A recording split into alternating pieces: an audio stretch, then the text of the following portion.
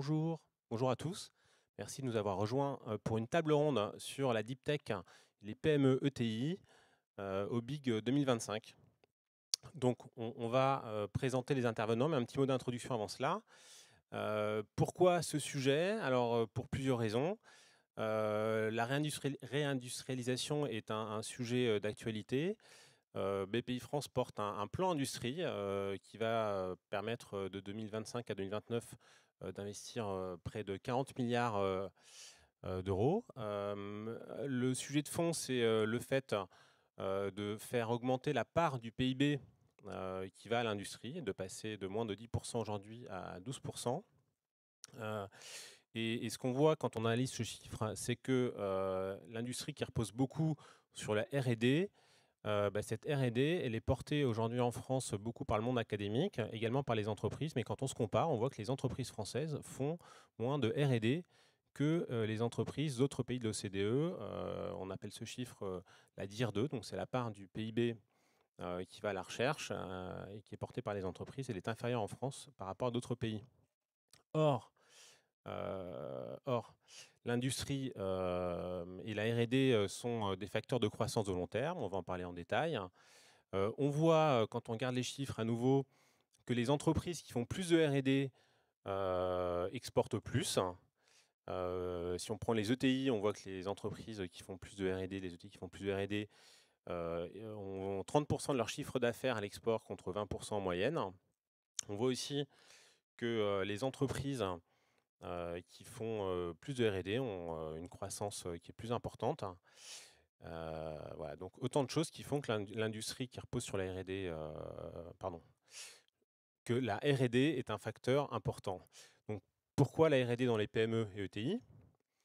Parce que, à nouveau, si on se penche sur les chiffres, ce que j'ai fait ces derniers jours, on voit que les PME investissent beaucoup plus en R&D que les grandes entreprises. 18% de leur chiffre d'affaires contre 1,1% pour les grandes entreprises, donc c'est remarquable. Donc les PME sont au cœur de la R&D française. Voilà, donc c'est la raison pour laquelle on a voulu réunir aujourd'hui un panel avec deux représentants institutionnels qui vont se présenter, Jérôme Billet, Clarisse Angelier pour des associations qui travaillent sur le sujet, et deux témoins de terrain qui vont venir expliquer ce qu'ils font dans leur entreprise respective. Voilà, donc je vous invite à vous présenter et puis on va attaquer la session de questions-réponses. Donc bonjour, ça fonctionne? Non, c'est bon, ça fonctionne. C'est bon, ça fonctionne. Donc merci infiniment de votre invitation. Je suis Clarisse Angelier, docteur en sciences et ingénieure, et j'ai l'honneur de diriger depuis près de 10 ans l'Association nationale pour la recherche et la technologie. Elle regroupe les trois quarts de l'effort de recherche publique et privé français. Elle vise à constituer l'équipe France de la recherche et de l'innovation. Et depuis 1981, nous opérons le dispositif CIFRE financé, dirigé et voulu par le gouvernement et notamment le ministère en charge de la recherche, qui réunit aujourd'hui 5000 doctorants, tout secteur d'activité, toute discipline. Et parallèlement, l'association pour ses membres travaille sur l'organisation du système français de recherche et d'innovation, l'énergie, le numérique, le spatial, la transition écologique et l'Europe aussi. Et donc voilà, j'en dirai un peu plus tout à l'heure. Merci Clarisse. Jérôme? Bonjour à toutes et à tous. Donc Jérôme Billet, je suis le délégué général de deux associations, une qui s'appelle l'Association des sociétés de recherche sous contrat, version raccourcie c'est l'ASRC, et une deuxième qui s'appelle France Innovation, qui regroupe des entreprises innovantes. La première regroupe des sociétés dont le métier c'est faire des travaux de recherche et développement technologique pour le compte de tiers. J'en toucherai deux mots juste après. Bonjour, je suis David Estève. Donc moi, je suis le responsable de la R&D à Pelling Selective Technology. Donc c'est une société qui œuvre dans l'économie circulaire. Donc on fabrique des machines de tri optique pour trier les déchets, votre poubelle jaune ou tout autre déchet d'activité. On est une ETI depuis à peu près 2 ans. On investit environ 10% de notre chiffre d'affaires dans la R&D. Et la R&D, c'est notre ADN depuis longtemps, mais j'y reviendrai plus tard. Daniel Joyeux, moi je suis le président du groupe Effectis. On est dans le monde d'éthique, Testing, Inspection, Certification. On évalue les performances des produits, des systèmes et des ouvrages en sécurité incendie et explosion. Donc on a des moyens expérimentaux pour pouvoir évaluer effectivement les comportements des différents systèmes. La R&D fait partie de notre ADN également, avec de nombreux projets. Mais également, on est présent sur France, Pays-Bas, Royaume-Uni et Turquie, où également on a des relations fortes côté recherche, puisque pour notre filiale des Pays-Bas est aussi du TNO côté Pays-Bas, qui est un petit peu l'équivalent du CNRS au niveau français.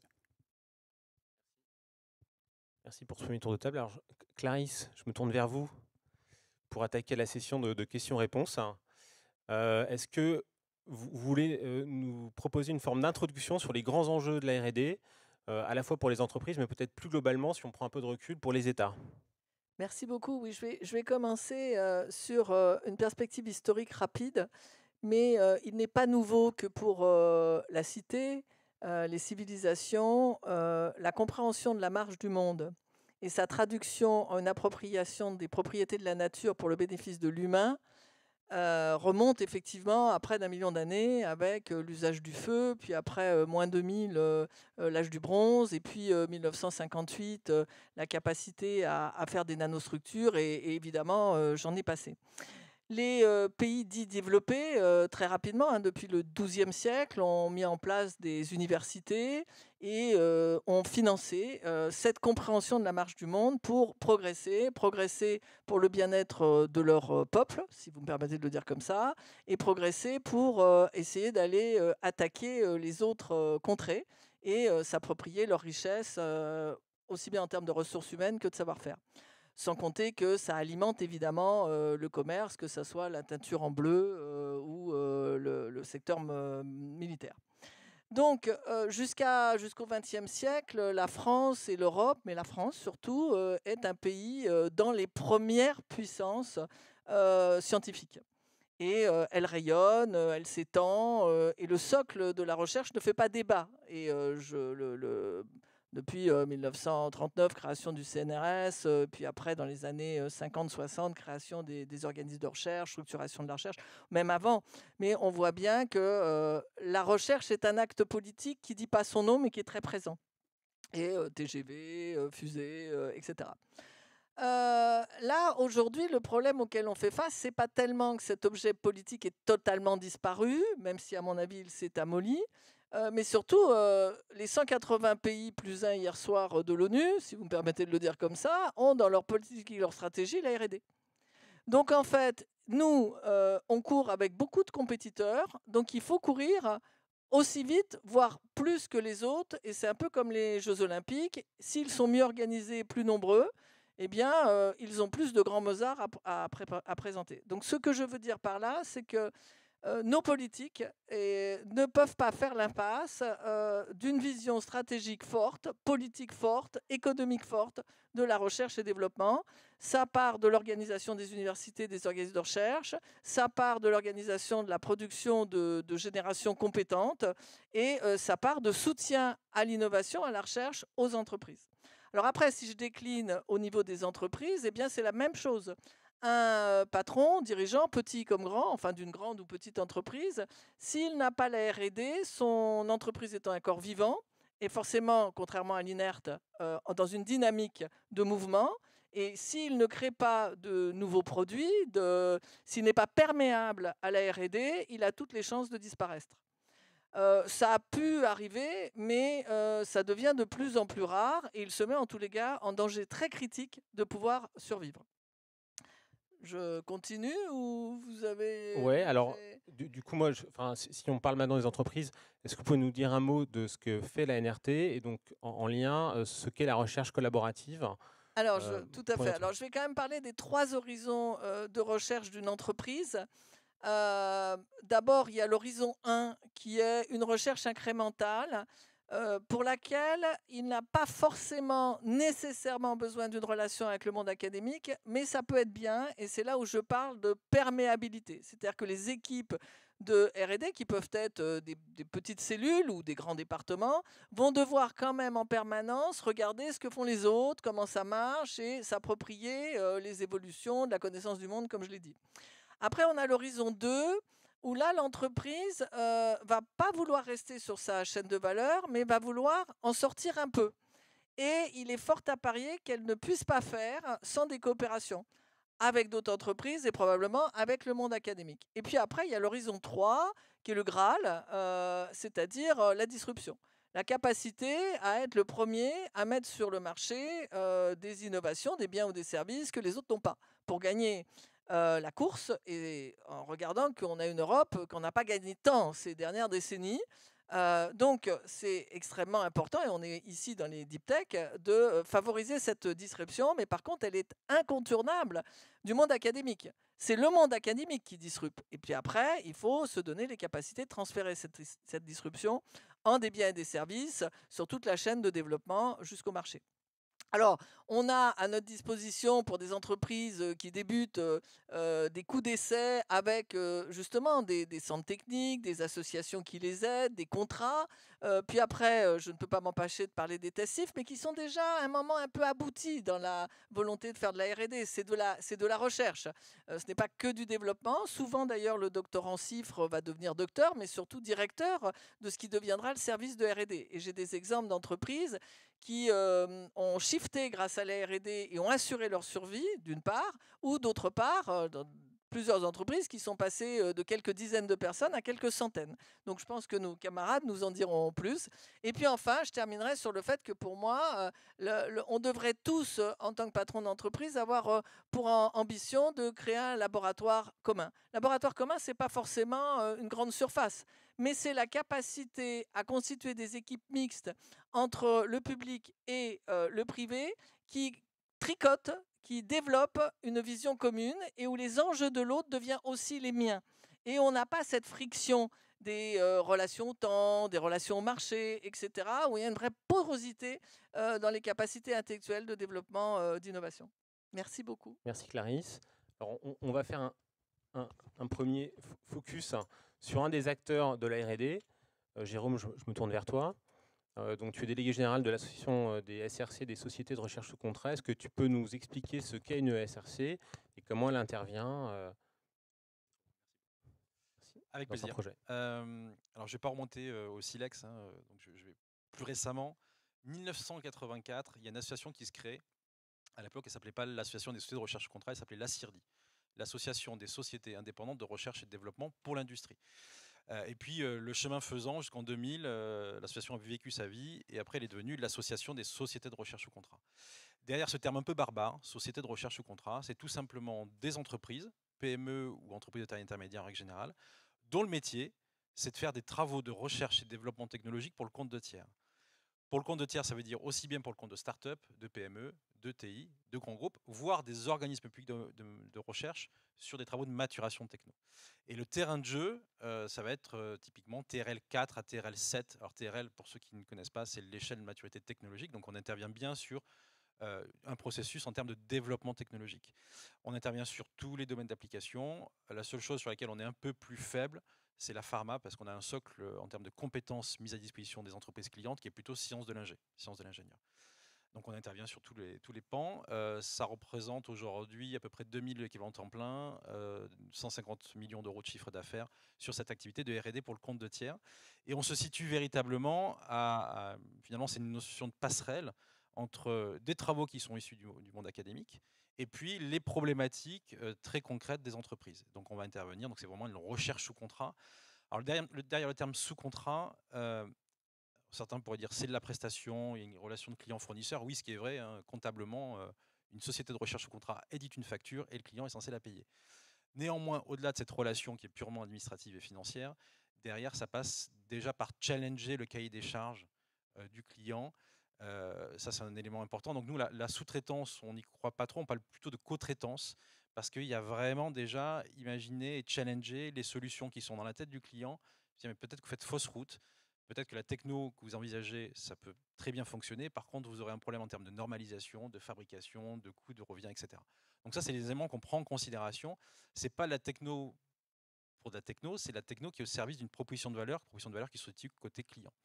Et pour faire ce job-là, finalement, eh bien, nous-mêmes, on est obligé de se ressourcer. Donc c'est pour ça que dans les années 80, il y a eu un dispositif, Société de recherche sous contrat, opéré non pas BPI à l'époque, mais par l'ANVAR, qui est ensuite devenu BPI France, pour soutenir les activités de R&D de ressourcement des sociétés de recherche sous contrat, pour qu'elles soient capables toujours, demain, ce qui veut dire aujourd'hui, de faire des prestations à forte valeur ajoutée pour les clients. Et donc ça, c'est un élément essentiel. Donc finalement, par rapport aux différents types de recherche, tu en as cité 3, hein, me semble-t-il, Clarisse, nous, on situe non pas sur les types de recherche, on va situer sur les modalités de recherche. En fait, vous avez le choix entre, comme n'importe quel choix stratégique, entre du faire, à l'opposé, je fais faire, et au milieu, je fais avec. Nous, on va situer véritablement dans cette notion plutôt de faire avec, même si derrière, ça reste de la sous-traitance d'un point de vue administratif et financier. Mais en tout cas, ça fonctionne très bien. Et pour se ressourcer, il y a du financement côté BPI France au travers de France 2030. Et puis également, il y a des activités qu'on va mener en partenariat avec la recherche publique. Je crois qu'on va évoquer les Labcom tout à l'heure. Nous-mêmes, on a également des Labcom parce qu'on a besoin aussi pour se ressourcer. Je parlais de TRL 4 à 7. Mais sauf que ça veut dire que si on est capable de facturer des choses à TRL 4, c'est qu'on a été nous-mêmes capables de descendre plus bas sur les maturités technologiques. Merci. Est-ce que tu peux nous dire à quel moment est-ce qu'une entreprise peut avoir intérêt à se tourner vers une ESRC? Tout le temps. Du lundi au vendredi soir, même le week-end. Non, blague à part, je pense que pour que ça fonctionne, alors on a vraiment des typologies très différentes entre une start-up où on a des gens ils n'ont pas de problématique sur la compréhension de notions de TRL, etc. Ça fonctionne très bien. On peut avoir des PME, par contre, qui parfois sortent du bois en disant j'ai un problème. Ils ne se disent pas je dois faire de la recherche, je dois innover, c'est qu'ils ont un problème. Ça peut être un problème sur une ligne de production et finalement derrière la réponse au problème, c'est un développement technologique spécifique. Mais pour lui, il ne se dit pas je suis en train d'innover, c'est simplement j'essaye de résoudre un problème. Donc c'est pour ça que nous on essaye de focaliser plutôt sur c'est quoi votre problème du moment, plutôt que de se dire on fait de la recherche. Donc c'est là où c'est différent. Je pense il faut bien distinguer au sein de l'organisation. Il y a un cycle d'exploitation, il y a un cycle de conception. On intervient sur les deux. La conception, qu'on a un peu de temps, on prépare l'avenir. Et puis même sur le cycle d'exploitation, qu'on a un grain de sable, on a un défaut sur une ligne de production, il peut y avoir une réponse qui peut être donnée par un développement spécifique qui est mené par une société de recherche contrat. Donc c'est pour ça que je dis du lundi au vendredi, c'est pas totalement faux. Et puis bien entendu, pour que ça fonctionne bien, il faut de l'écoute, on parlait de passer du temps sur le cahier des charges, parce que finalement, c'est ce qui va, non pas sceller la relation, mais en tout cas qui constitue les bases de discussion, et sachant pertinemment que c'est un projet de R&D, donc il peut y avoir des grains de sable, des verrous à faire sauter qui ne sont pas forcément prévus. Donc, c'est pour ça qu'on fait souvent une étude de faisabilité technico-économique en amont de la relation. Merci. Daniel, je me tourne vers vous. Donc, vous avez dit en entrée que la R&D était dans l'ADN d'Effectis. Est-ce que vous pouvez nous présenter un tout petit peu plus en détail l'activité d'Effectis? Vous en avez dit un mot, je pense que là on peut commencer à soulever le capot et ensuite nous dire quelle est la place de la R&D dans cette entreprise en étant le plus concret possible. Alors Effectis, il est là effectivement pour évaluer le comportement des produits et des systèmes. D'une part, des éléments simples de construction, simples, même si effectivement c'est toujours compliqué. Une porte coupe-feu, c'est des éléments que effectivement tout le monde visualise. Donc évaluer son comportement pour lui donner une classe pour ensuite pouvoir répondre à un règlement. Donc ça, c'est notre service initial rendu. Derrière, on a effectivement des moyens, soit des moyens expérimentaux, soit des moyens numériques pour pouvoir comprendre effectivement et réaliser cette analyse du comportement des produits et des systèmes, de manière à pouvoir répondre derrière à une norme, à un règlement, et pouvoir exploiter effectivement, que l'industriel puisse exploiter son produit et le mettre sur le marché. La R&D fait partie de notre ADN parce que pour évaluer effectivement ces comportements, on a besoin de comprendre le comportement des matériaux et leur interaction. Donc pour nous, aller toujours plus loin dans la compréhension de ce qui se passe, c'est essentiel. On participe à de nombreux projets de recherche, je pourrais en citer effectivement beaucoup. D'une part, effectivement, un Labcom. On a un Labcom avec P', l'Université de Poitiers, pour effectivement partager des moyens d'essai, partager des connaissances en vue d'approfondir, d'un côté pour l'université de manière plus fondamentale, et nous, de notre côté, pour mieux comprendre le comportement au feu des matériaux. On a des projets de recherche collaboratifs, comme on l'a avec aujourd'hui le projet européen Road Trip avec Air Liquide, pour comprendre les niveaux de risque sur le transport de l'hydrogène. Ou un projet de recherche beaucoup plus privé avec la Fondation Maïf sur le comportement au feu des batteries. On sait qu'aujourd'hui, les batteries sont un risque additionnel dans les voitures parce que c'est le plus évident, mais il y en a un peu partout aujourd'hui. Donc la compréhension des feux de batterie est essentielle pour y mettre derrière les moyens de prévention et de protection qui permettront de limiter les risques dans l'environnement dans lequel la batterie se retrouve. Alors, on a cité à plusieurs reprises le dispositif Labcom. Est-ce qu'on peut peut-être faire une parenthèse pour le définir, parce que je ne suis pas certain que tout le monde dans la salle sache ce que c'est, et puis expliquer comment marche un Labcom. Peut-être que Clarisse ou Daniel, vous pouvez expliquer ce qu'est un LabCom et ensuite. Alors, dans ce cas, un mot sur Pelanc ST et parlons du LabCom qui a été mis en place par Pelanc. Donc Pelanc ST, donc pour Selective Technology. Alors je vais refaire un peu d'histoire, pas remonter au silex, mais on va remonter dans les années 70. Pelanc est né du rêve d'un entrepreneur, Roger Pelanc, qui adore la technologie, l'innovation et la robotique, et donc il a voulu mettre à disposition des tâches les plus besogneuses ces outils-là, et donc il a créé la société Pelanc dans les années 70 pour l'agriculture, pour des engins à vendanger, à labourer automatiquement. C'était les premiers véhicules robotisés, et même jusqu'à aujourd'hui, il y a des véhicules qui sont sans pilote. Roger Pelanc, dans les années 90, a visité un premier centre de tri dans le sud-est de la France. On est basé à Pertuis, près d'Aix-en-Provence. Et il a été horrifié par les conditions de travail dignes du XVIIIe siècle à cette époque-là. Et il s'est dit, bah voilà, comment mettre à disposition nos technologies au service de cette industrie-là. Et à l'époque, ils avaient développé un bras robotisé avec une caméra visible et un spectromètre proche infrarouge qui permettait de sélectionner les citrons ou les oranges en fonction du taux de sucre pour avoir le bon niveau de maturité. Et donc, il s'est dit, bah, tiens, mettons ce bras robotisé à disposition des centres de tri pour enlever des hommes qui font le tri à la main et faire le tri des bouteilles plastiques. Et ça a été la création en 2001 de Pelanc Selective Technology pour faire du tri à haute vitesse. Donc, nous, notre ADN, effectivement, il repose sur la R&D. Chaque année, on sort quasiment des nouveaux produits. C'est 10% de notre CA, comme on l'avait dit au début. 70% de notre chiffre d'affaires, il est fait à l'étranger, principalement. On est sur tous les continents. Et si on ne fait pas de R&D, demain, on meurt. Donc, on parlait de TRL, j'aime beaucoup cette échelle-là. Et effectivement, je fais la différence entre des entreprises qui disent qu'ils font de la R&D alors qu'ils font que simplement du développement. J'entends par là, avoir un bureau d'études, c'est pas faire de la R&D, c'est faire du développement. On fait du développement continu, de l'amélioration continue. Après, Clarisse parlait d'un second niveau. Effectivement, on va parler partir d'un TRL 4 à, on a des preuves fonctionnelles jusqu'à un TRL 7 avec un proto. Nous, on a fait le pari, il y a à peu près 2 ans, de faire de la vraie recherche, la recherche appliquée. Et donc de partir du TRL 1. C'est-à-dire on se pose une question essentielle, scientifique, et on essaye de l'amener jusqu'à un TRL 3, sur laquelle on préconise des choses qui vont ensuite être développées. Pour ce faire, on a commencé tout d'abord par faire appel au dispositif de thèse CIFRE. Alors c'est un formidable dispositif pour les entreprises, on peut faire du CIR, ça permet de défiscaliser, entre autres, mais ça permet d'aller adresser un sujet technique extrêmement complexe avec le soutien d'un laboratoire et de compétences. Il ne faut pas imaginer que quand on prend un thésard CIFRE, à la fin de sa thèse, on a un produit industriel, non. On a répondu à une question scientifique, on a des choses qui commencent à fonctionner, mais il faut continuer à travailler derrière. Et il y a 1 an, on a passé le cap suivant, on a monté un LabCom avec l'université INRAE à Montpellier. Et donc le LabCom, c'est quoi? En fait, c'est un partenariat entre un laboratoire public et une entreprise privée pour monter des projets de recherche et des innovations autour d'une thématique industrielle concrète. Et donc nous là-dedans, ce LabCom-là, donc pour le déposer, en fait, il faut répondre à un appel à projet soumis par la NRT. On monte le projet. En général, c'est des projets qui durent 5 ans, sur lesquels on le jalonne, on justifie en moyens, en hommes, en compétences. Et une fois que le projet est accepté, la structure se crée et la NRT verse environ 350 000 € dans cette structure-là. Avec cet argent-là, eh bien, on peut recruter des postdocs, des thésards, faire de l'accueil de chercheurs extérieurs. Et donc pour nous, c'est une vraie aubaine parce que derrière, on a monté un LabCom sur plusieurs axes de recherche. On les fait avancer, mais souvent quand on fait de la recherche, c'est pas ultra déterministe. Il y a souvent plusieurs voies. Eh bien, on s'en sert aussi pour pouvoir aller explorer ces autres voies-là, aller faire de la veille bibliographique, aller faire un petit peu d'essais disruptifs. Et ça nous permet d'avoir une veille extrêmement à 360 degrés, extrêmement prolifique. Et ça, c'est vraiment très, très indispensable. Donc après, l'ABCOM, c'est bien. Un des risques que je mets souvent en avant, l'ABCOM, c'est que tout ce qui est mis dans l'ABCOM est public. Donc quand on est en entreprise, on a à cœur sa propriété industrielle. Faire attention à ce qu'on y met en communication parce que ce qui est mis n'est plus protégeable. Donc c'est une vraie stratégie ensuite d'entreprise derrière.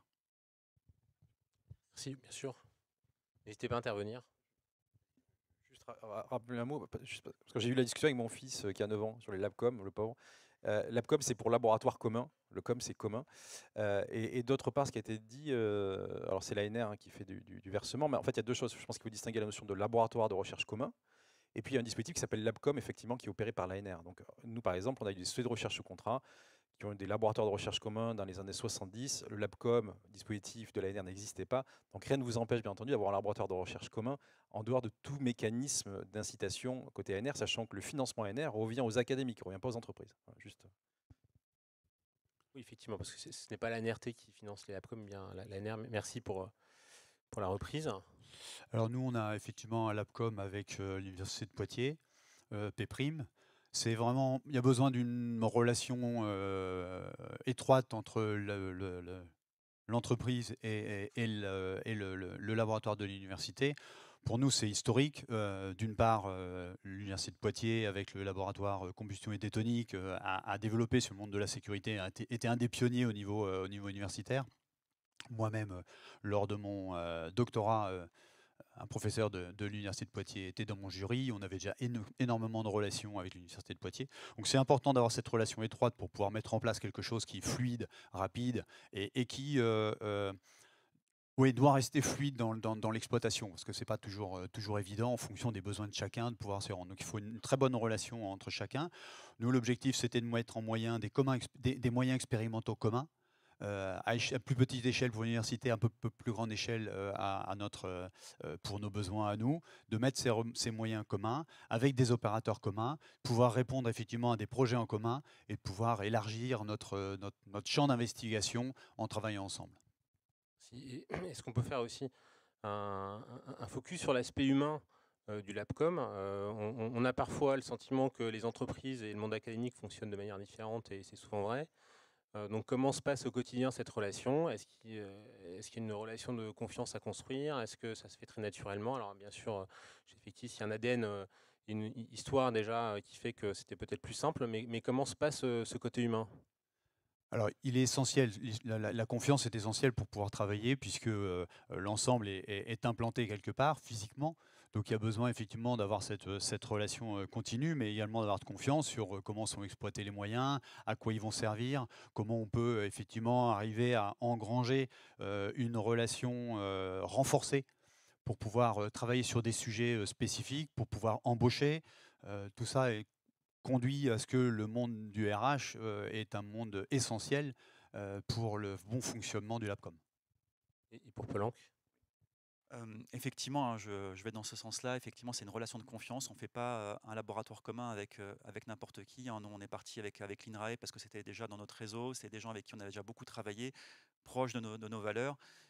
Néanmoins, c'est une relation, c'est comme un projet, ça se pilote en fait. Et il ne faut pas oublier qu'on est dans deux mondes différents. Quand même, le monde de la recherche est sur un temps extrêmement long, extrêmement exploratoire. Et nous, on est sur un monde un peu plus déterministe. Donc, on a monté ce laboratoire commun pour un axe spécifique, enfin 2 axes même. On rappelle aussi les objectifs. Et voilà, donc ça permet aussi de focaliser certains laboratoires de recherche sur des thématiques. Mais ça doit s'animer aussi, j'ai pas envie de dire au jour le jour, mais ça doit s'animer pour vraiment que ça porte ses fruits. Merci.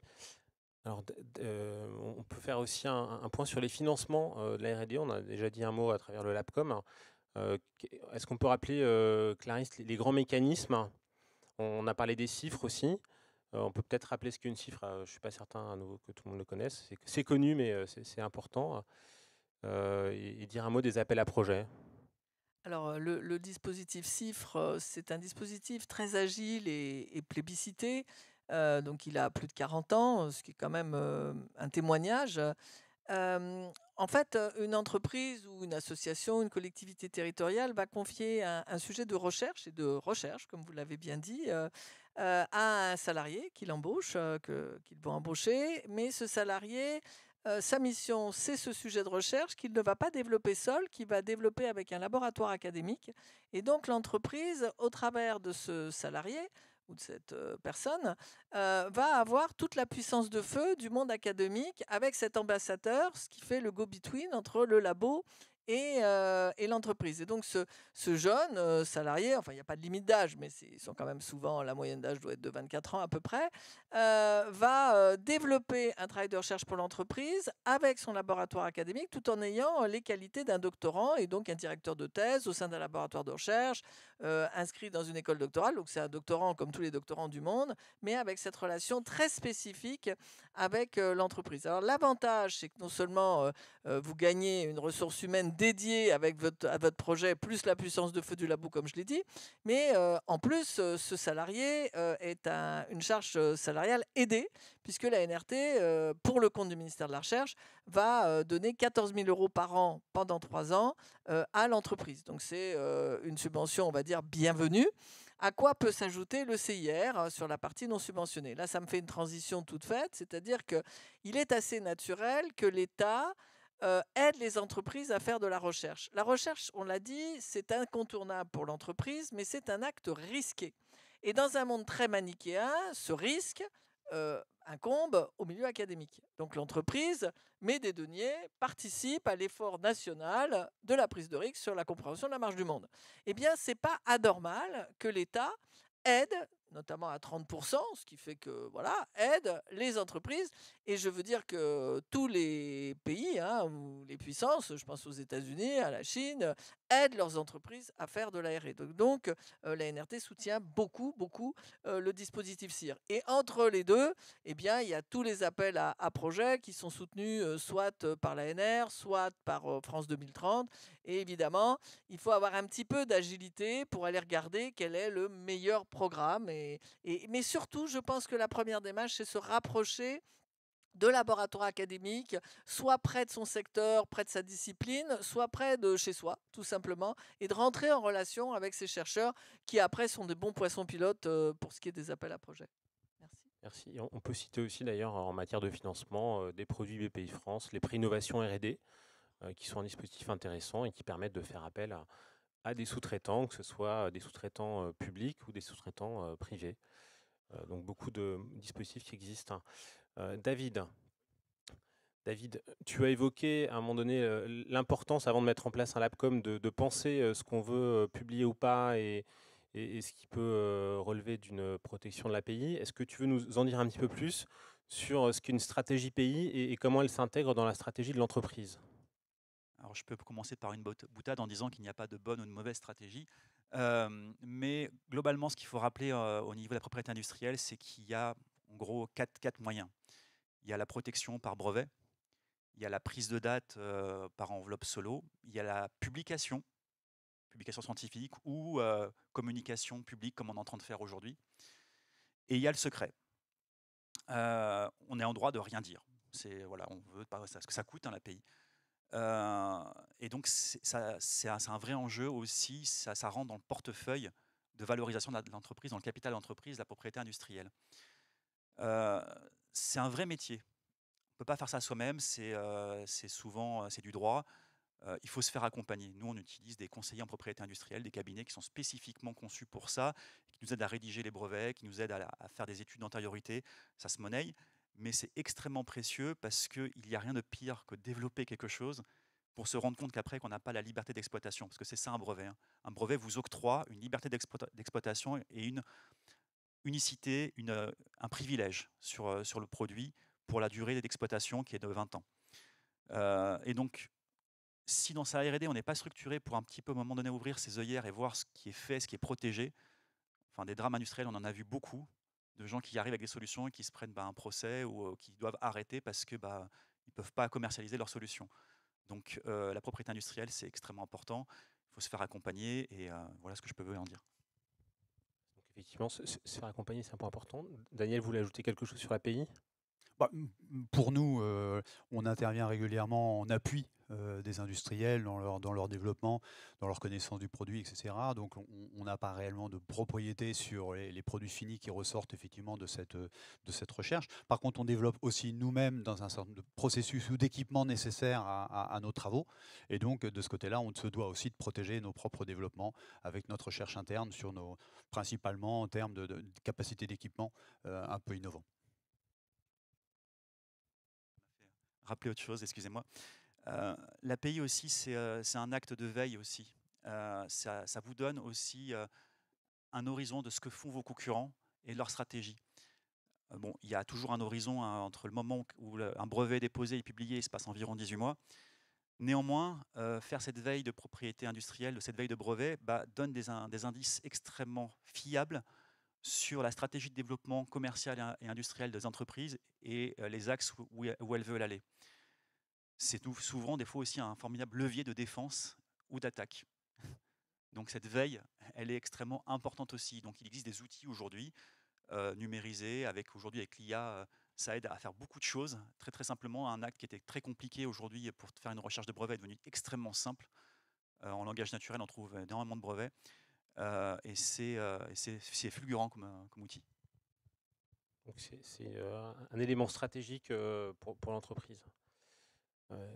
Daniel, je veux bien qu'on revienne sur un autre exemple de projet dont on a parlé ensemble, un projet conduit avec l'ADEME, de recherche un peu différent. Oui, alors c'est vrai que je pourrais parler de nombreux projets. Me focaliser sur un des projets qui a été lancé récemment dans le cadre de France 2030. La construction bois et biosourcée se développe. C'est une requête d'ailleurs du gouvernement de mettre plus de bois biosourcé dans la construction pour la problématique environnementale. On a donc mis en place un programme de recherche, le programme Save Bois, financé d'une part par l'ADEME, mais de l'autre côté, donc totalement financé, une partie par l'ADEME et l'autre part par la filière bois, donc le Codifab et France Bois-Forêt, qui nous permet effectivement d'accompagner ce projet piloté par le Centre technique FCBA et accompagné par 2 bureaux d'études, Aegis Concept et IBC, et en partenariat avec nos confrères du CSTB pour pouvoir travailler sur une meilleure compréhension de la structure bois dans le bâtiment et apporter une évolution des règles pour les règlements de construction au niveau de la structure bois. Dans ce projet, à peu près 4 millions d'euros, et fait l'objet d'un comité de coordination dans lequel les ministères sont présents, donc notamment la DHUP et la DGS-CGC, côté ministère de l'Intérieur et côté ministère de l'Équipement et le Logement, et un comité scientifique avec des personnes reconnues dans notre monde de la sécurité incendie et de la construction, français, côté Université de Poitiers qui est présent, Université de Lorraine qui est présente aussi, mais également international avec l'Université College London, donc sur Londres, et puis l'Université Laval de Québec. Donc un programme qui doit permettre de faire évoluer les règles, les normes et les règlements, de manière à intégrer toutes ces nouvelles données dans le cadre d'une évolution des règles au niveau français. Donc on voit que la R&D et les projets collaboratifs permettent à la fois de faire de la veille, mais aussi de faire évoluer la réglementation en réunissant autour de la table des acteurs qui ne se parlent pas forcément ailleurs. Non, tout à fait, c'est essentiel et c'est vrai que si chaque industriel fait effectivement ses essais de caractérisation, ses essais de fonctionnement, il ne va pas toujours aller chercher dans une généralisation de ces données. Donc effectivement, un groupement comme celui-ci permet d'apporter beaucoup plus d'informations, d'aller plus loin aussi, de pouvoir instrumenter beaucoup plus les essais et de pouvoir mieux les caractériser, mieux les appréhender, intégrer cet aspect essai, mais également toute l'analyse numérique qui va avec, de manière à essayer de généraliser et de proposer de nouvelles règles pour les ministères pour apporter. On a un programme un peu similaire au niveau européen, avec un second contrat qui fait suite au premier sur le comportement des façades au niveau européen. Donc là, c'est la suite à l'incendie de la Grenfell en 2017 qui a fait 72 morts sur Londres. L'Europe avait compris qu'il y avait un besoin effectivement de mieux évaluer les règles également. Donc tout un gros travail pré-normatif qui est réalisé en mettant en commun des moyens pour pouvoir proposer effectivement l'évolution de ces règles pour le futur. Merci. Alors, on voit à quel point donc c'est important de faire de la R&D, on s'est dit plusieurs fois. Est-ce qu'on peut maintenant, en étant très transparent, parler des difficultés qui peuvent se poser quand on veut conduire un projet Je pense à la fois aux difficultés quand on veut travailler avec le monde académique, mais plus globalement sur ce type de projet. Alors, c'est vrai que la NRT a commis un rapport sur les questions de recherche partenariale et les difficultés. Et en fait, la genèse a été très simple. C'est qu'un certain nombre d'entreprises ayant des chiffres sont venues nous voir en nous disant bon, parfois c'est un peu rugueux, il faut faire quelque chose. Alors, bon, voilà, on a un peu audité tout le monde, on a écouté tout le monde. Et moi, ce qui me frappe, c'est ça se passe pas bien si on ne sait pas pourquoi on y va. En fait, tout démarre d'une vraie problématique. Pourquoi je m'associe à l'autre et comment mes objectifs rencontrent les siens. C'est pour ça que tout à l'heure, je disais que le Graal, c'est le laboratoire commun, parce que cette histoire, elle s'inscrit dans le temps. Mais quand on démarre une coopération, ça se passe mal quand chacun arrive avec son fantasme et qui ne va pas rencontrer rapidement ou à terme le même chez l'autre. C'est une histoire de couple. Et c'est vrai que je raconte toujours cette histoire, mais que j'ai découverte au moment où je travaillais à ce rapport, où une grande entreprise me dit pique-pendre sur le labo. Et au bout d'un moment, je lui dis bah, quittez-le. Enfin, non, mais arrêtez. Si ça se passe pas bien, pourquoi continuer? Et on me répond oui, on a besoin d'eux. Alors c'est là où c'est intéressant parce que il faut d'abord reconnaître que j'ai besoin de l'autre. Il va m'apporter des choses que je ne sais pas faire. C'est ce que vous disiez, quelle que soit la matrice de la coopération, privé-privé, public-public, public-privé, etc. Et fort de ça, qu'est-ce que je peux construire ensemble et comment je gagnerai moi et l'autre. Et ça, ça peut paraître un peu comme ça des mots, mais pas du tout. Il faut réussir, comme a dit M. Macron hier dans son discours à l'ONU, c'est en fait beaucoup plus difficile de faire la paix que la guerre. Ben là, c'est un peu pareil. Il faut qu'on arrive à surpasser les différences pour gagner ensemble. Et à un moment donné, la confiance étant là, les choses étant bien posées, eh bien, j'y vais ou j'y vais pas déjà, parce que je suis pas toujours obligé de m'associer avec l'autre. On peut démarrer une coopération et puis se dire, bah non, non, on n'est pas mûr, c'est pas prêt, les objectifs sont pas les mêmes, et il n'y a pas de problème. Ou alors dire oui, c'est bien, bon, il faut que je crée une capacité de diffusion de l'autre chez moi. Et c'est ça qui est intéressant parce qu'il sait faire des choses que je ne sais pas faire. Et moi, j'ai des choses à lui apporter. Donc ça veut dire parfois un peu d'évolution de mentalité dans le monde académique, ok, mais aussi côté entreprise. Et là, je pense qu'on a beaucoup à gagner parce que, comme je l'ai dit tout à l'heure, on dit de nous qu'on est bon. Donc il faut profiter de cette excellence de nos cerveaux, de notre capacité de recherche, de notre capacité d'industrialisation, mais faire tout pour qu'on augmente cette quantité d'industrie par la recherche et le développement et la capacité à travailler ensemble, à faire équipe, à faire une véritable équipe France de la R&D. Jérôme, j'imagine que tu te reconnais dans ces termes d'équipe de France de la R&D. Dans les projets qui associent des SRC, quelles peuvent être les difficultés qui se posent? Alors tu m'autorises à réagir sur la partie financement juste avant. Il faudra faire le distinguo quand même entre le crédit impôt recherche, qui est j'ai l'aide une fois que j'ai dépensé, versus des aides type BPI France dans le cadre de France 2030 ou dans les aides classiques, où en fait il y a un caractère incitatif. Voilà, donc ça c'est pas la même chose. Et puis d'autre part, n'oublions pas non plus les financements européens qui peuvent très bien venir être complémentaires sur des financements nationaux. On a la chance effectivement en France d'avoir beaucoup de financements et ça c'est super et il faut en profiter pourvu que ça dure. Hein. Mais l'Europe aussi est quand même un guichet qui n'est pas inintéressant à aller creuser. Et il y a aussi des projets collaboratifs comme il peut y avoir des projets solo pour des startups orientés deep tech. J'ai fermé la parenthèse. Voilà. Oui, alors ta question, c'était sur les projets, comment ça, si ça se passait bien ou pas. Ouais, voilà. Qu'est-ce qui peut faire ça se passe mal hein? Alors, il y a plein de raisons. La première raison, c'est parfois, aussi bien côté académique qu'avec des recherches contrats, hein, c'est le sentiment d'en donner des fausses promesses. Il reste quand même, on est sur une activité de R&D, donc il y a quand même des verrous à faire sauter, sinon c'est pas une activité de R&D et on serait sur un travail de bureau d'études ou d'ingénierie classique. Voilà, donc il y a quand même, si on fait appel à quelqu'un, qu'il soit académique ou privé, peu importe, c'est non pas pour une question de capacitaire, c'est pour une question de compétence. A priori, c'est qu'il a plus de chances de réussir les travaux qui lui sont confiés que moi-même. Néanmoins, on est bien sur une activité de R&D, donc il faut aussi accepter qu'il peut y avoir des verrous technologiques. Et lorsqu'on est sur une activité de recherche au contrat, c'est une activité qui se fait au forfait. Donc vous voyez un peu l'enjeu qu'il y a derrière. C'est on dit on va être capable de craquer un peu les différents verrous en temps de jour. ça peut largement mettre mal à l'aise. Donc c'est aussi accepter en face que ça se passe pas forcément comme prévu. Ça, c'est un premier point. Deuxième point, c'est aussi comment dire, c'est un travail qui est bilatéral.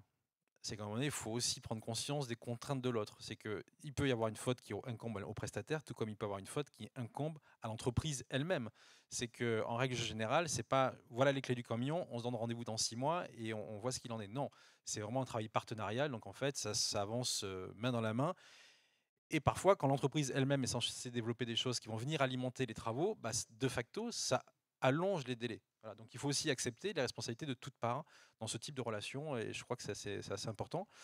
Après, nous, sur le sujet propriété intellectuelle, le sujet est assez vite évacué, parce qu'en fait, l'API est souvent vécu comme un problème, alors que souvent c'est plutôt une solution déjà, ça statue des choses. Néanmoins, contrairement à peut-être à la sphère académique, nous, la partie propriété intellectuelle, majoritairement, elle va revenir au client. Le client pose son problème sur la table. Effectivement, il y a peut-être une brique technologique qui va être développée pour répondre à ce problème-là. Néanmoins, si le problème n'avait pas été posé par le client, on n'aurait pas développé la brique et donc on n'aurait potentiellement pas développé de pays. Donc l'API revient au client. Donc ça, c'est un élément très important et qui finalement discrimine quand vous allez vous adresser à des partenaires en matière de R&D. On essaye de négocier parfois une liberté d'exploitation sur d'autres domaines d'application que le secteur de prédilection du client, ce qui est à peu près normal, et on y arrive assez souvent, et ça se passe plutôt bien. Mais en fait, il faut consigner, et comme toute gestion de projet, il faut déterminer aussi des jalons, hein, ça fait partie, avec des go et des no-go. Parfois, c'est est-ce qu'on continue ou on ne continue pas, ça fait partie de la vie d'un projet de R&D, et encore plus un projet de R&D qui se fait en partenariat avec une autre organisation. Merci. Daniel, David, je me tourne vers vous. On va maintenant parler, après avoir parlé des difficultés, on peut se dire un mot de l'avenir et revenir un petit peu sur vos marchés. On n'a pas beaucoup parlé finalement de vos entreprises et de leurs challenges et de leurs ambitions. Est-ce qu'on peut s'en dire un mot, évidemment, dire quelle place prendra la R&D là-dedans On le voit aujourd'hui, le monde de la construction, le monde de la mobilité, on a de nouveaux risques qui arrivent tous les jours. Je parlais d'hydrogène, je parlais des batteries, les photovoltaïques, l'énergie est un élément essentiel, mais également un certain nombre d'évolutions des matériaux. On a donc besoin de comprendre. Donc la R&D est essentielle, le lien avec l'académique est essentiel, puisque nous on regarde avec une vue assez macro, et on a à côté de nous les académiques qui vont prendre leur loupe et qui vont regarder si ce qu'on fait reste cohérent à l'échelle plus petite. Donc on a besoin de l'ensemble de ce tissu pour arriver à répondre aux besoins de demain. Les industriels, la difficulté d'aujourd'hui, c'est le timing. Ce qui se faisait en 10 ans il y a 30 ans, ça se fait en 1 an aujourd'hui.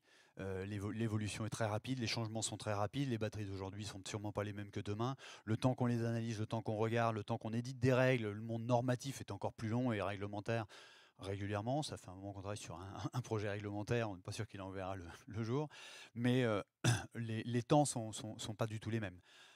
Pour revenir sur le contexte du lien avec l'académique, c'est aussi parfois un petit peu la difficulté, c'est que la notion de temps est parfois perçue pas de la même manière en fonction de là où on vient. Entre l'industriel qui doit répondre à son marché vite et être le premier, nous derrière qui avons effectivement aussi toute la problématique de mise en fonctionnement du système, et puis derrière l'académique qui voudra regarder encore plus dans le détail ce qui va s'y passer. Et les notions de temps peuvent être complètement différentes. Et ça, il faut ramener ça aux besoins d'aujourd'hui et à la célérité de ce qui se passe dans les changements, dans les innovations, dans les modifications de la vie au jour le jour auxquelles il faut répondre. Et là, il y a aujourd'hui énormément d'incertitudes sur ce champ-là. Donc il faut qu'on aille beaucoup plus vite et qu'on développe beaucoup plus ce travaux de R&D sur ces éléments-là, de manière à qu'on comprenne encore mieux, effectivement, quels sont le comportement de tous ces éléments-là. Je reviens sur la batterie. Effectivement, les batteries sont de plus en plus grosses, de plus en plus lourdes, mais également l'ensemble des compositions chimiques sont complètement différentes. Et en plus, la plupart du temps, la batterie comporte son comburant et son combustible, ce qui change complètement de la vision de l'incendie tel qu'il était par le passé. Donc il est essentiel de rentrer dans ces détails-là et continuer de travailler. Et ce travail aujourd'hui se fait au niveau français, mais européen également? Il est à toutes les échelles. Il se fait effectivement au niveau français, il se fait au niveau européen, il se fait au niveau international. On travaille sur les statistiques aussi pour comprendre aussi l'aspect beaucoup plus macro. Donc il se fait à toutes les échelles, parce qu'en fin de compte, on le voit bien, hein, les batteries circulent partout dans le monde. Certains ont été plus utilisateurs que d'autres, mais ont un champ d'utilisation un peu différent. Donc c'est vraiment une échelle micro et macro qu'il faut prendre en compte. Et pour Pelanc? Alors, les défis du futur, ils sont multiples. Je veux dire, l'industrie du déchet, elle est sans fin. Si on parle en termes de technologie, les nouveaux emballages, les metteurs sur le marché, ils rivalisent d'ingéniosité pour faire des emballages de plus en plus complexes, et donc les technologies doivent évoluer énormément. L'apport de l'IA est un formidable accélérateur. Après, c'est pas magique, ça fait pas tout, mais c'est un gros accélérateur technologique. L'investissement dans la R&D, il est primordial. Nous, on fait le choix d'investir dans la R&D française. Pourquoi? Parce qu'on pense qu'il y a toutes les compétences qu'il faut en France, dans les laboratoires de recherche français. On ne va pas aller chercher des collaborations, notamment de recherche, avec des pays étrangers ou des pays européens. Pourquoi? Parce que la plupart, enfin non, c'est dû à notre marché, hein, on a beaucoup de concurrents, on a un très gros concurrent qui est allemand, et la plupart des laboratoires de recherche sont partenaires avec ce concurrent-là, donc on va éviter d'aller avec ces laboratoires-là. Mais on est aussi un fervent défenseur de la recherche française. Au niveau des défis aussi futurs qu'on envisage, ils sont même très très proches. Aujourd'hui, on vit un bashing écologique extrêmement fort en France, en Europe et dans le monde, qui n'est pas pour nous aider dans notre développement. Il y a une concurrence aujourd'hui qui vient d'en dehors de l'Europe, qui est extrêmement forte, qui vient de la Chine, et qui est en train de, actuellement sur le marché de l'économie circulaire, reproduire ce qui s'est passé en 2012 avec le photovoltaïque. Et donc, nous, on a un travail, une mission d'influence au niveau. On est partie prenante dans des groupes de travail au niveau du Parlement européen. On a un travail d'influence pour justement faire bouger les lignes et faire bouger les réglementations. Alors, on le fait au niveau national, mais on le fait aussi au niveau européen. Parce qu'aujourd'hui, des capacités de recyclage au niveau européen, on en perd 1 million de tonnes de recyclage par an. C'est énorme. Et donc, si on ne continue pas, dans quelques années, dans une poignée d'années, c'est la mort de l'industrie française, de l'industrie européenne au niveau du tri. Donc nous, on s'est mis cette mission-là, dans les 5 à 10 années à venir, d'être beaucoup plus fort sur cette partie de recommandation, d'influence. Voilà, donc des défis techniques, des défis, j'ai envie de dire, géopolitiques, mais l'investissement dans la R&D nous aide et nous fait survivre et nous permet d'être toujours avant-gardiste et en disruption. Merci. Alors, il nous reste une dizaine de minutes. Ça nous laisse le temps de faire un tour de table sur un message que vous pouvez vouloir partager avec le public. Et ensuite, on aura le temps de prendre quelques questions. Alors, Clarisse, Allez, alors vous nous avez dit quelques éléments alors pas de conclusion, mais plutôt d'incitation. Je pense que qui qu'on soit, il faut être curieux, oser la recherche. Vraiment cultiver, vous l'avez dit, l'agilité, proscrire le pessimisme, être dans cette curiosité, elle est alimentée par un dialogue permanent, parler beaucoup en fait, alors pas des secrets, hein, mais parler beaucoup, sonder beaucoup, être en alerte. Ça me paraît être ce qui doit animer tout responsable, tout stratège, tous les COMEX. On n'est jamais sûr, vraiment apprécier l'incertain et savoir se mouvoir dans cet incertain, qu'il soit stratégique, de recherche, etc. Et puis ensuite, le pan de ça, c'est d'accueillir l'autre avec confiance. Jouer la carte de la réciprocité et pas du conflit ou de la posture commerciale ou du doute. C'est-à-dire douter de son futur, mais accueillir l'autre. merci. Jérôme? Ouais, juste, parce qu'on n'a pas beaucoup de temps, mais déjà, je pense qu'il ne faut pas forcément avoir peur du terme qui est au fond, ou je sais pas où, partout, la deep tech, parce que deep tech, ça peut dire, tiens, c'est une frontière, voilà. Il faut bien aussi partir du principe qu'une PME ou une entreprise de taille intermédiaire, peu importe, a une capacité à être en interaction avec des acteurs de la recherche, qu'ils soient publics ou privés, peu importe. Ça ne remet pas en cause l'idée qu'il faut quand même définir une roadmap et définir quels sont les problèmes du moment. Mais en tout cas, se dire, parfois on peut dire je ne fais pas de la recherche parce que c'est pas pour moi. Voilà, on s'auto-flagelle. Je pense que non, vous pouvez très bien faire de la recherche parce que derrière c'est un enjeu de survie et donc vous pouvez très bien être épaulé par des acteurs dont c'est le job au quotidien. Voilà. De notre côté, pour faire évoluer les règles et pouvoir comprendre effectivement un écosystème, il y a besoin peut-être un peu moins de disséminer. C'est avoir plein de petits projets qui vont apporter chacun de leurs contributions. Plutôt, il serait préférable d'avoir effectivement des projets un peu plus gros qui permettent d'aller beaucoup plus loin dans le détail, pouvoir analyser beaucoup plus et pouvoir plus facilement en sortir un certain nombre de projets, un certain nombre de résultats qui puissent être exploitables et utilisables. Et donc ça, aujourd'hui, il y a une tendance effectivement à faire beaucoup de petits projets un peu partout et de pas assez consolider pour pouvoir apporter de nouvelles règles et l'évolution des connaissances. Alors c'est vrai que là, on n'est pas au niveau d'un point industriel de développement, on est plus sur les connaissances générales de la problématique, dont la nôtre sur la problématique de sécurité incendie. Il y a un besoin d'un peu plus de mise en commun et de travailler tous ensemble pour pouvoir proposer plus d'évolution et un gros travail prénormatif qui devrait s'accélérer. Merci. David. Je vais résumer effectivement en conseil ce qui a pu être dit. La R&D, ça peut faire peur, surtout qu'on est une petite entreprise, mais il y a des moyens d'y arriver. Il est indispensable de bien définir ce qu'on veut faire de ces R&D, de ces projets de recherche. Il n'y a rien de pire que d'aller faire de la R&D, prendre une thèse cifre en se disant tiens, je vais défiscaliser, et en espérant d'avoir un produit au bout de 3 ans et tomber des nues parce que ça ne marche pas et que voilà, et qu'on a perdu du temps et de l'énergie et que voilà, c'est mal défini. Donc, il faut un objectif clair. Il faut des compétences. C'est indispensable d'avoir aussi des compétences d'entreprise dans une thèse. Ça, c'est pas que l'encadrement, c'est pas que le boulot du laboratoire. C'est aussi le boulot de l'entreprise d'encadrer et de guider et de donner aussi un objectif industriel. Ces compétences, elles s'acquièrent. Alors, on peut y aller étape par étape. Il existe des dispositifs pour nous aider à trouver des compétences au niveau national. Le CNRS en propose, le CA aussi, il y a des dispositifs qui vous aident, des plateformes à trouver des compétences qui vous intéressent. Vous allez sur ces plateformes-là et ils vous mettent en relation avec des laboratoires dédiés pour essayer de répondre à vos problématiques techniques. Donc, vous payez une étude et puis ça vous apporte certaines solutions. Vous gagnez en maturité et vous avancez. Donc, faire de la recherche aussi, il y a un mot que j'ai envie de dire toujours, c'est de la résilience. Si c'est un endroit où on a le droit de se tromper, c'est bien là. Il faut explorer, il ne faut pas avoir peur. C'est comme être au bord d'une falaise, mais il faut faire le grand saut. On est bien accompagné. On a toujours des laboratoires qui sont experts dans leur domaine, qui sont toujours à cœur, qui ont toujours à cœur et avec cette volonté de répondre à des enjeux industriels. Ça leur donne vraiment du concret. Souvent, ils manquent de concret, des fois, certains laboratoires. Et donc, il y a une vraie chance, je trouve, en France, à trouver ces partenariats-là. Donc, si je devais résumer, effectivement, c'est en conseil, c'est objectif clair, des compétences et trouver les bons partenariats. Et c'est la clé du succès. Merci. Merci à vous 4. Alors, il nous reste moins de 5 minutes pour prendre des questions. Y a-t-il des questions?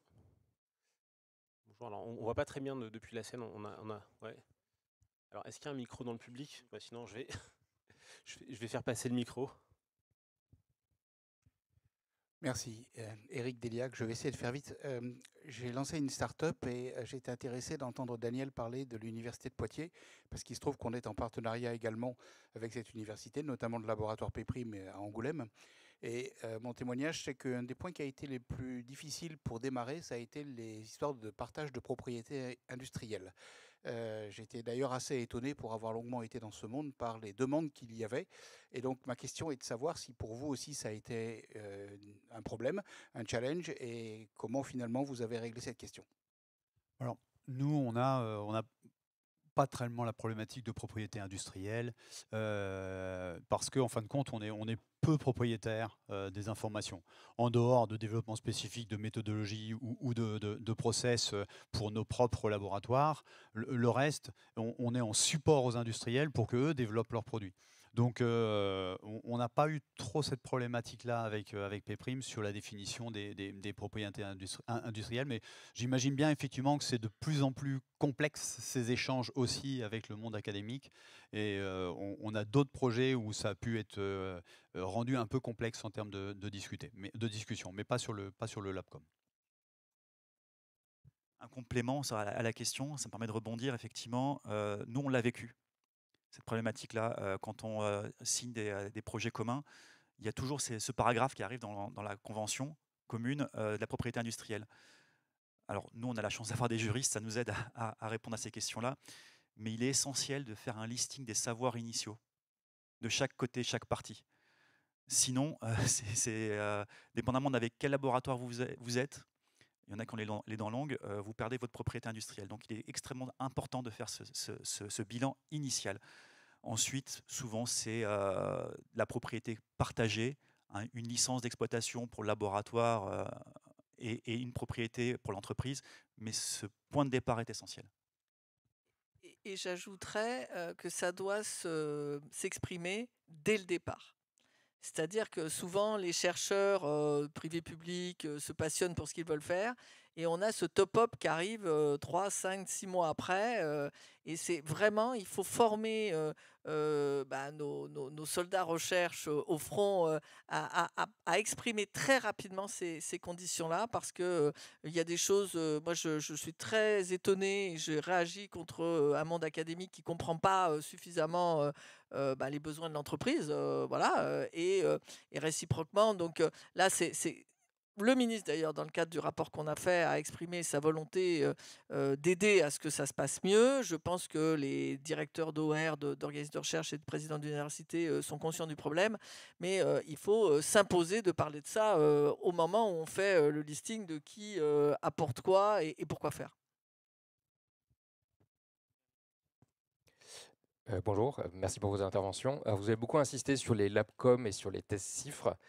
Est-ce que pour faciliter cette relation entre l'entreprise et le monde académique, c'est une bonne idée d'avoir des gens qui sont dans l'entreprise, eux-mêmes formés à la recherche, qui ont fait un doctorat, par exemple? De notre côté, on a nombreux docteurs au sein de notre staff.